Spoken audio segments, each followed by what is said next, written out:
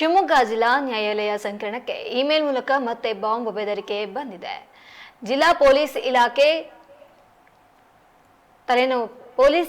ತಲೆನೋವಾಗಿ ಪರಿಣಮಿಸಿದೆ. ಕಳೆದ ಗುರುವಾರ ಜಿಲ್ಲಾ ಮುಖ್ಯ ನ್ಯಾಯಾಧೀಶರಿಗೆ ತಮಿಳುನಾಡು ಮೂಲದ ವ್ಯಕ್ತಿಯಿಂದ ಶಿವಮೊಗ್ಗ ನ್ಯಾಯಾಲಯದಲ್ಲಿ ಬಾಂಬ್ ಇರಿಸಲಾಗಿದೆ ಎಂಬ ಇಮೇಲ್ ಕರೆ ಬಂದಿತ್ತು. ತಕ್ಷಣ ಜಯನಗರ ಠಾಣೆಯಲ್ಲಿ ಎಫ್ಐಆರ್ ದಾಖಲಿಸಿ ಜಿಲ್ಲಾ ಪೊಲೀಸ್ ವತಿಯಿಂದ ಬಿಗಿ ಕ್ರಮ ಕೈಗೊಳ್ಳಲಾಗಿತ್ತು.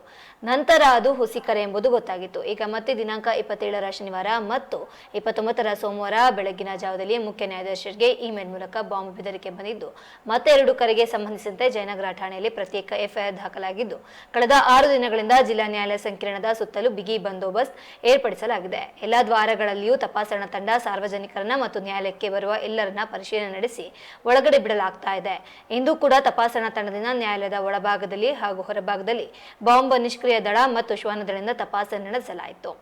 ರಾಜ್ಯದ ಹಲವು ಜಿಲ್ಲೆಗಳ ನ್ಯಾಯಾಲಯಕ್ಕೆ ಈ ರೀತಿಯ ಹುಸಿ ಬಾಂಬ್ ಕರೆ ಬರ್ತಾ ಇದ್ದು, ಪೊಲೀಸ್ ಇಲಾಖೆ ಅಲರ್ಟ್ ಆಗಿದ್ದು ಆರೋಪಿಯ ಪತ್ತೆಗೆ ಬಲೆ ಬೀಸಿದ್ದಾರೆ.